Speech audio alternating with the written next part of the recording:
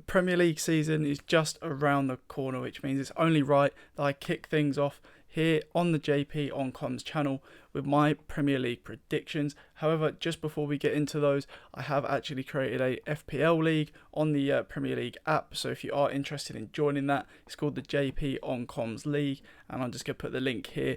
So do type that code in. There's going to be a link down in the description where you can join the Fantasy League, test your football knowledge against myself and other people who have viewed my videos in the past, and hopefully we can have a good little competition throughout the season. But let's now kick off with my Premier League predictions. So on to 20th place, and the first team that I am deciding is going to be relegated this season, I think most people are probably going to agree the same, is going to be Bournemouth. Scott Parker, previous experience in the Premier League with Fulham, but did get relegated with them, so unproven in that aspect. It's going to be a big step up, of course, back into the Premier League from the Championship with this Bournemouth side from last season. They have managed to maintain quite a few of their players, which of course is good. However, in terms of strengthening, they've really not spent the money that they earned with that promotion.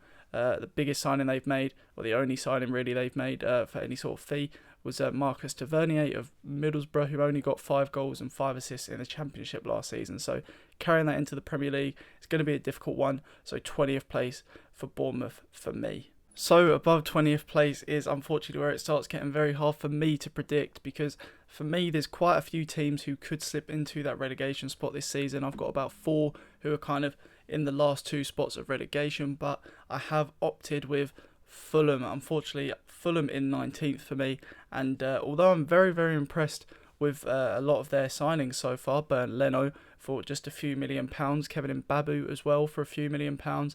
Fulham have made some fantastic signings, Palhinha as well from Sporting Lisbon over in the Liga NOS. So again, really, really impressed by some of the transfer dealings of Fulham this season for a relatively small amount of money, but they have lost a really big player from last season in Fabio Carvalho to Liverpool.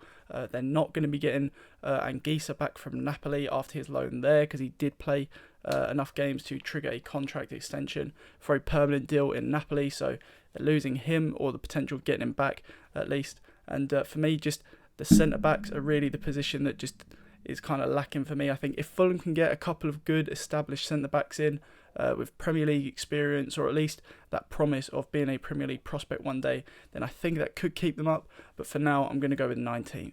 So as a Liverpool fan, I'm sure this one is going to wind up a few people who may watch this video. But in 18th place, I have got Everton. Everton, very, very, very much just by the skin of their teeth, scraped going down last season. So this season, Frank Lampard is going to have a lot of pressure on his back to be able to perform with a team which on paper is significantly worse than it was last season. You know, you can't underestimate the prevalence of Richarlison to this Everton side last season. Essentially kept them up, and for me, I think I would have maybe just kept them up if they brought in a couple more players, but so far a little bit underwhelmed. Dwight McNeil has come in for about £20 million from Burnley, someone who I actually quite like, but when it comes to actually performing on the pitch, he hasn't quite hit it with Burnley the last few seasons. And then James Tarkowski as well, a good centre-back who can come in, help try and steady that really poor Everton defence of last season. But I did see, I think, in an article this week that Dominic Calvert-Lewin is going to miss at least the first month of the season with an injury. And for me, you know, really important for Everton to get going as soon as possible this season. They really don't want to continue that slump from last year. And with no DCL, that means they've got no recognised senior striker, I do believe. So that's just going to put them in a lot of misery. And for me, I think they're just going to slip down into that relegation spot unless things change quite quickly. So 18th place, Everton for me. So on to now the first of the safe teams, and in 17th position I have got Nottingham Forest. Steve Cooper's Nottingham Forest really turned things around after a poor start to the season. Once Cooper did come in, he managed to get this team together, fighting and working really well, quite fluid in terms of their style of play. Obviously they lost some big players from last season, such as Jed Spence, who of course was only on loan but did play a vital role. However, I think they might have replaced him quite adequately with Nico Williams of Liverpool, a young player who's got a lot to prove and has definitely got some good parts of his game, as we've seen for Wales. They've also signed Awoniyi from Union Berlin, who I think is going to be a great striker for them this season, probably similar in terms of his impact as Ivan Toney had for Brentford last season. And amongst other players, Nottingham Forest have got Dean Henderson in, Jesse Lingard in. These are established Premier League players who have been a part of sides who perform quite well in the Premier League. So I think in terms of Forest's ability to stay up, the togetherness they've already got and the momentum of a playoff win last season, I think they're going to be staying up. So 17th place for me. On to 16th place now, and I have got, again, another team who just missed relegation last season, and that is Jesse Marsh's Leeds United. After coming in quite late on in last season, after the sacking of Bielsa, Jesse Marsh just had to do everything he could to try and just maintain this Leeds team, try and keep them afloat, steady the ship, and he did manage to do that. He kept them up, which is all you can ask for in the position they were in. And although they've lost their two best players, arguably, in Rafinha to Barcelona and Calvin Phillips to Manchester City, they did get almost 100 million from these players, and they have reinvested that into the squad. Brendan Aronson has come in from Salzburg in that attacking midfield position, so again can provide a very good attacking outlet. They've also managed to pick up Mark Roca from Bayern Munich, who again is just a steady player who can help tick things over in the midfield and maintain that possession, which will allow them to establish themselves a little bit more in games.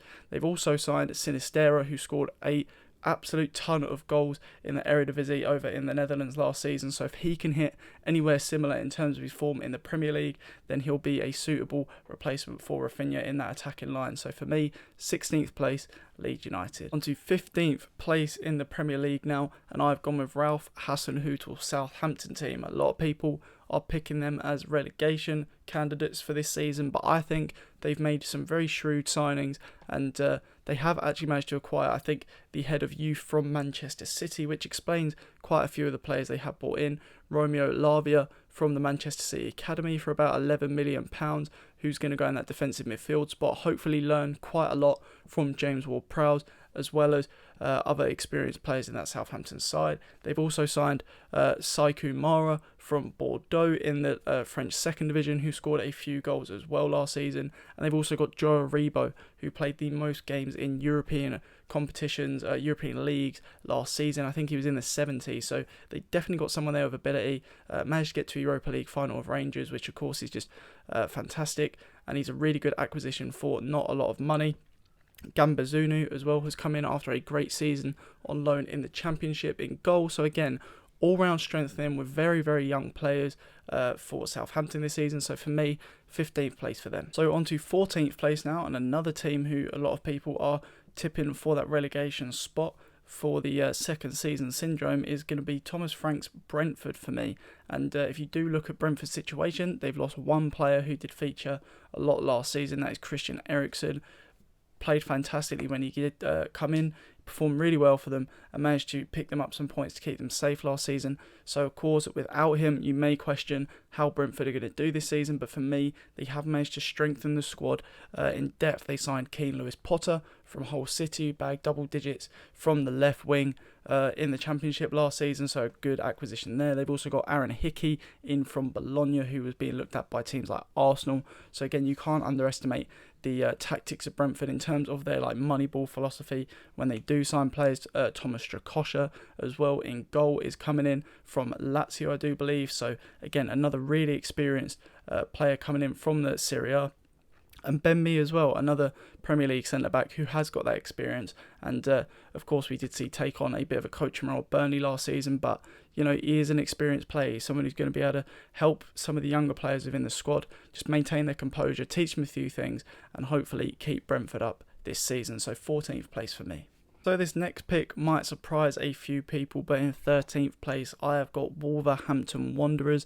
This is kind of based off the fact that they may be letting someone like Ruben Neves go to Manchester United. Of course, a very, very big part of that team, and their signings have been lackluster to say the least. They've made two signings so far this summer, the first being Hwang Hee-chan on a permanent deal, who of course was only on loan last season. So again, not really anything new to the squad there in terms of that. And they have managed to sign Nathan Collins from Burnley for about £20 million.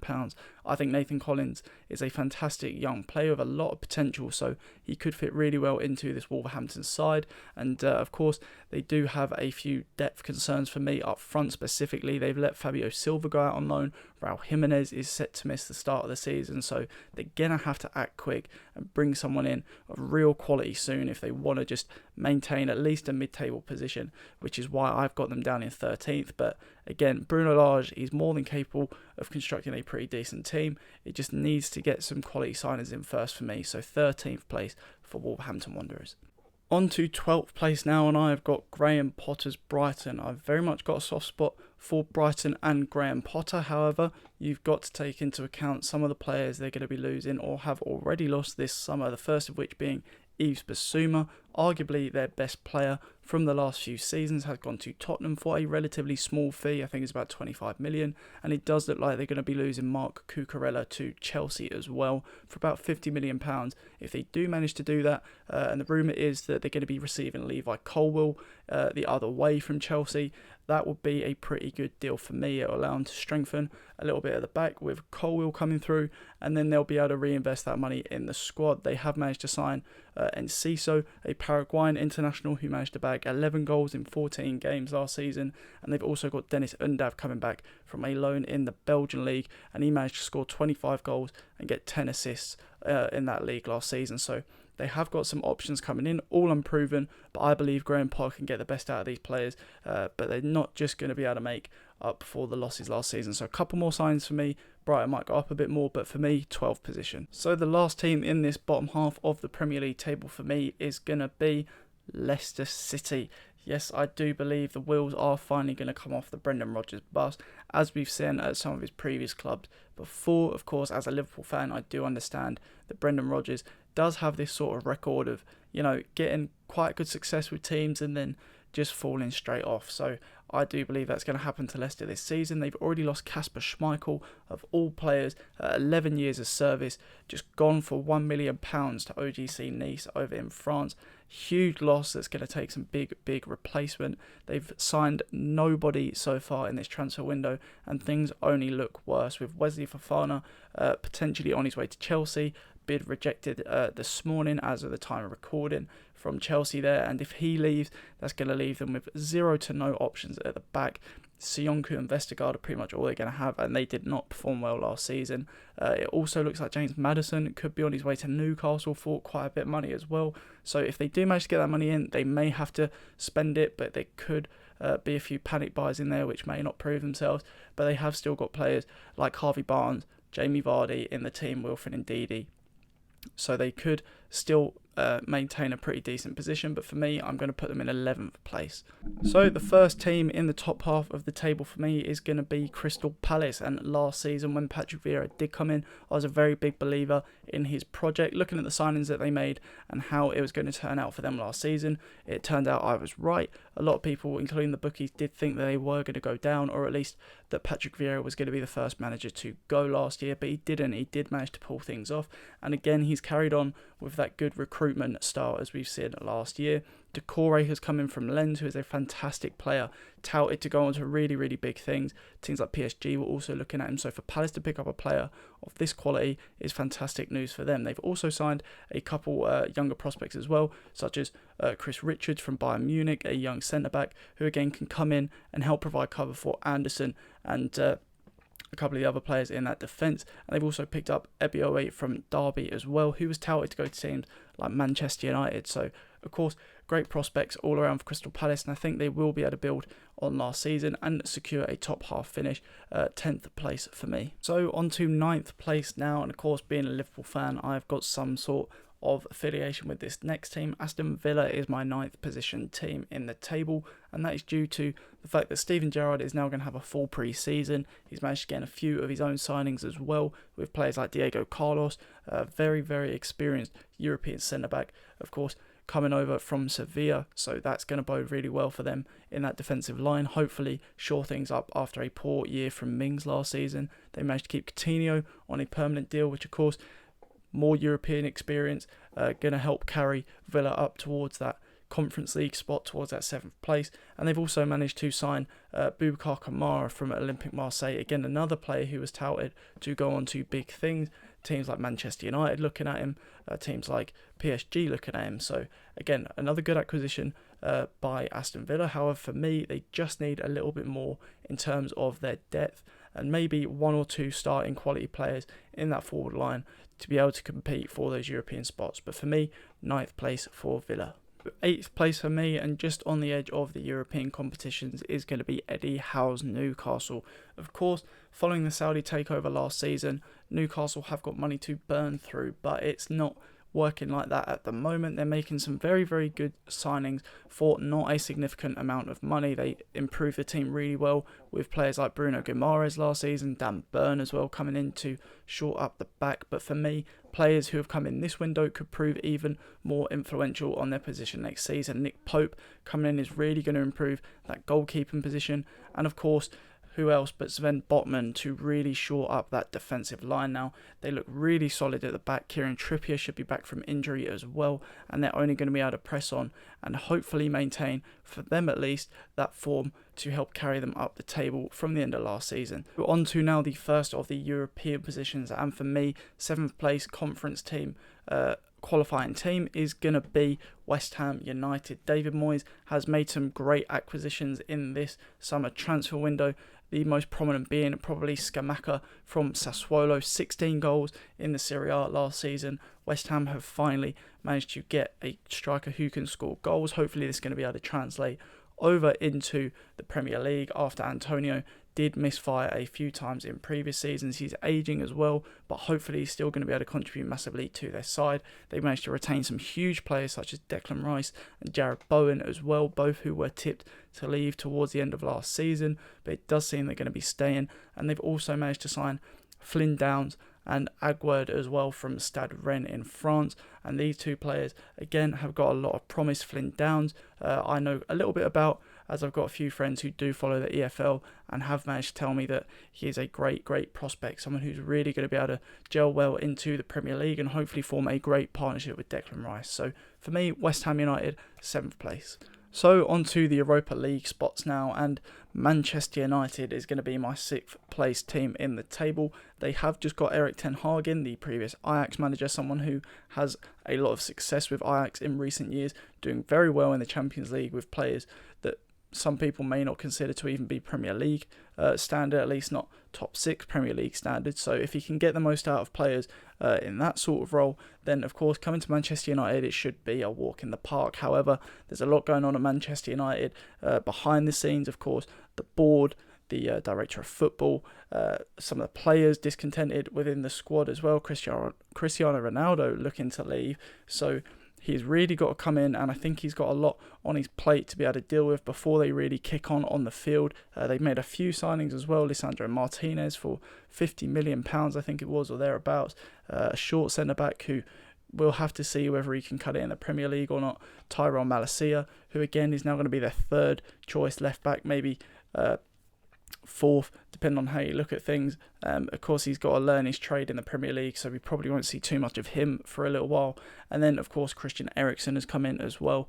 A good player, but there's a lot of competition in that role with Bruno Fernandes, Jadon Sancho as well, probably looking to play centrally at times, depending on how things shape up for United this season. So for me, it's going to take a little while for Ten Hag to kind of get his role in the club cemented and get the players involved that he wants involved. So for me, this is going to be a little bit of a transitional period, and 6th place for Manchester United. On to 5th place for me now, and for me, the team who've acquired the signing of the summer, in my opinion, and that is going to be Arsenal. And of course, they have signed Gabriel Jesus from Manchester City, someone who is used to winning ways, knows the mentality of a winning dressing room under a leader in Mikel Arteta, who he'll be familiar with from Arteta's coaching days at Manchester City under Pep Guardiola. Arsenal have also managed to bring in Alexander Zinchenko, again another winner. They've also signed Fabio Vieira from Porto, who was absolutely fantastic in his numerical output from last season, goals and assists all over the place. So again, it's going to be interesting to see how this Arsenal side does shape up. Of course, they're still trusting the process in this transitional period, and it's going to take a little while for a lot of these players to bed in. They've got William Saliba coming back from loan. So again, it's going to be quite difficult to judge how some of these players are going to fit into the squad with the competition in certain areas of the field. However, Arteta must have a plan, otherwise these things wouldn't have been sanctioned. So for me, Arsenal are going to be 5th place, just missing out on 4th behind my next team. So on to my 4th place team, and I have picked Tottenham Hotspur. The other North London club have impressed, of course.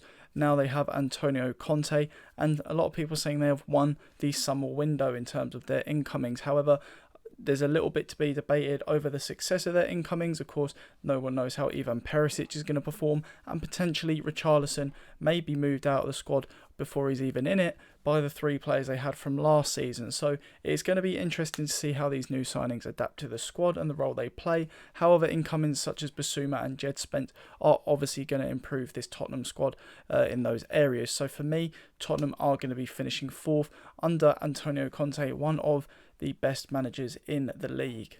Chelsea for me are going to be my 3rd team in the league, and for me, they have improved on last season. They're going to be getting back a lot of loan players. Broja and Conor Gallagher specifically are going to be able to contribute to this squad in some form. They've also replaced Rudiger with Koulibaly, which I think is a great deal. They've added Sterling to the forward line, who in terms of goal contributions has been fantastic in his last few seasons. So again, it's going to be a good season for Chelsea in my opinion.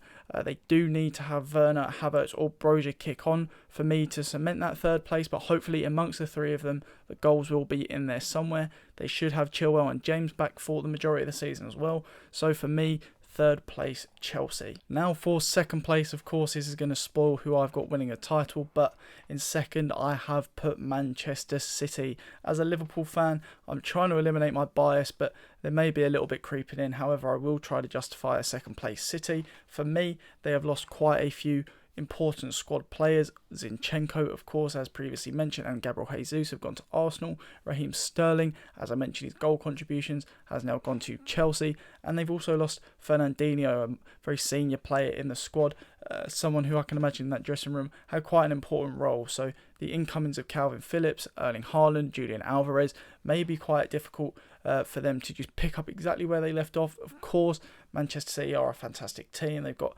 some of the best players in the world, if not many of the best players in the world in Kevin De Bruyne, Bernardo Silva and so on.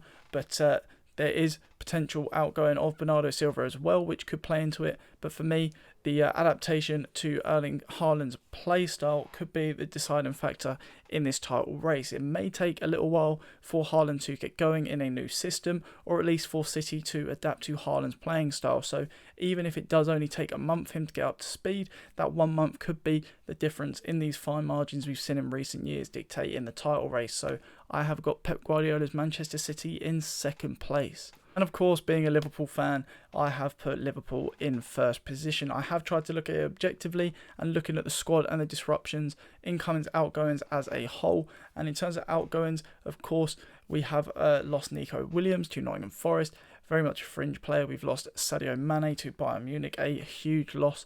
But we do have Luis Diaz and now Harvey Elliott, Fabio Carvalho, potentially all filling in that left-hand side position. Lot of depth out there on that wing, and we've also got the addition of Darwin Núñez down the middle. But if Darwin Núñez doesn't hit the ground running, which a lot of people are predicting he won't, I think he'll be okay. Maybe not setting the world alight, but I think he'll manage to bed in eventually. We do have Diogo Jota and Roberto Firmino as suitable backups, and for me, that consistency, that familiarity, that more secure positions in the more important roles in the team, such as the forward line, could be the reason why Liverpool do win the league this year. I don't think it's going to be a landslide. I think there'll just be a couple points in it, as we've seen in recent years. But for me, if Darwin Núñez doesn't work out up front, then of course we've got a bit more to fall back on. Than if City doesn't have much success with Erling Haaland straight away, they could drop back to Julian Alvarez. Again, another unproven player, despite them both looking sharp. Who knows what's going to happen? So for me, just going with my gut, maybe a bit of head, maybe a bit of heart, maybe a bit of delusion, but I'm putting Liverpool as champions this year. So there it is, my final Prem predictions just before the season starts on the 6th of August. Of course, if you haven't already, do subscribe to the channel. Do also join the FPL League. I'm going to put the code on screen again, and there is a link in the description below. Do like the video if you did enjoy, and of course leave a comment down below if you've got anything to contribute or anything you'd like to see me do in the coming weeks. So thank you all very much for watching, and I'll catch you next time.